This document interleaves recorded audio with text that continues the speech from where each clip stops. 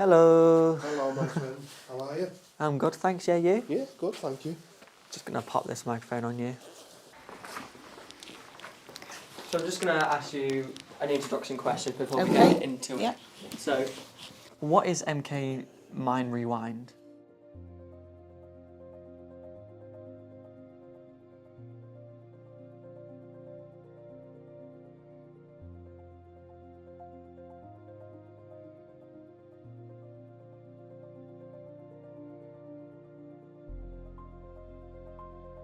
I started doing talks up and down the country, and it was just Martin doing talks. So I gave it a name, so it's an entity, so it means something. Please could you explain your role within Ashworth? Okay, so I'm the commissioner for Ashworth, so I don't work for Ashworth, but I work very closely with Ashworth. Okay. So I work for NHS England and I manage the contract and the performance and quality of Ashworth, so that's my job. And it's basically I go into any area, children's homes, boarding schools, prisons, behavioural schools, conferences, absolutely anywhere, talking about my experiences and what I've been through in life and using that as an educational tool to not only help people but educate people as well. So Martin's recovery is phenomenal, given how poorly he was, particularly when I first met him. He was very, very poorly, and he has recovered to the point that he is now. So he does work for me in NHS England. He works and does keynote speaking. He's done work for me in measuring patient experience in high secure services across all 3 hospitals. And he does a lot of training with Merseycare, with their staff around the HOPES programme and also around induction for staff, talking about his experience and how it feels to be a patient. How hard was it to rebuild your career and create a name for yourself? Really hard, really hard. So I'll do these talks at hospitals or at prisons, and people come up to me, I want to do what you're doing, how do I do it? I think they think I just stepped out of prison and then started doing this. It took a long period of time, maybe a few years, and I had to do it bit by bit, build up that trust with other people and slowly build up the trust to the point I can start doing this. There are not many Martins around. He's quite unique, so I feel very lucky to have him on our patch working, because people get a lot of benefit from that, and also patients get a lot of inspiration from him.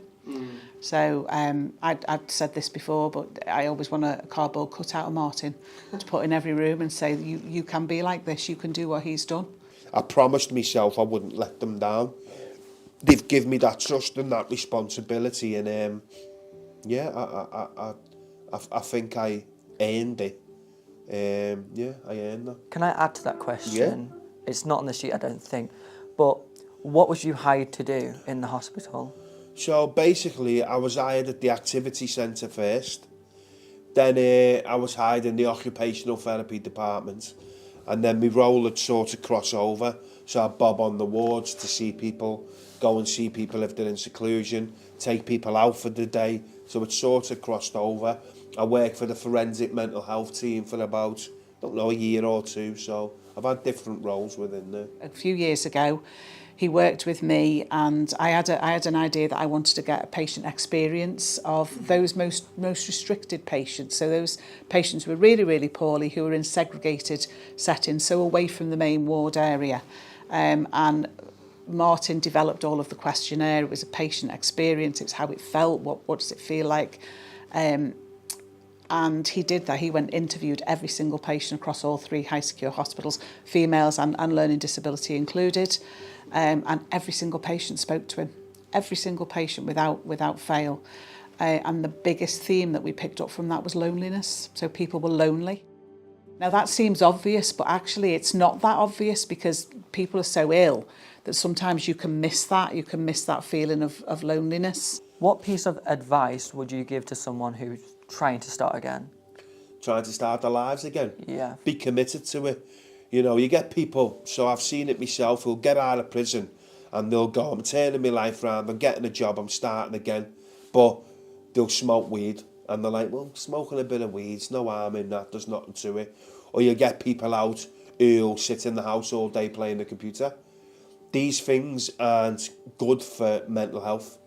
So people think, oh, let's legalise weed. It's only a bit of weed. I'm just smoking a bit of weed. Weed's a very dangerous drug. Very, very dangerous, especially for psychosis. Work with your teams. Work with your clinical teams. Take all the support that's offered. Just take the support that's offered. But if you've got family support, accept that. But not everybody does. So family, family is a big support. Clinical teams are a big support. Work with your clinical teams, your doctor, your nurse, your OT, your social worker, your psychologist, because they're the people who'll be able to give you the tools that you need to be able to go out and manage. Well, having no life is very dangerous as well. And what I mean by that, sitting in the house all day playing computer, that's not good for your mental health. So what I'm trying to say is some people say they want to turn their lives around, but they don't seem to be fully committed to it. Yeah. And when you try to turn your life around, you need to be fully committed to it. Adding to that, what piece of advice would you give to someone who might be struggling but scared to ask for help? Don't be scared. Don't be scared. Ask for that help. If you've gone through any of the stuff I've gone through, ask for that help and get that support. It doesn't matter who you are, what colour you are, where you're from, what offence you've committed. If you're saying to yourself, I'm done with crime, I want to get mentally well, all these things, all these positive things, you have a right to it. Talk to people, tell people how you're feeling. A lot of times people who are mentally ill and are struggling, they feel like they shouldn't tell people, particularly boys and men. You've got that sort of, stiff upper lip bravado. That's rubbish. You need to talk. You need to talk to people. You need to be honest. You need to tell people. When people know what it is that you're experiencing, then we can help and we can support and we can guide. But if you don't tell people, you can't do that. So talk is the biggest thing.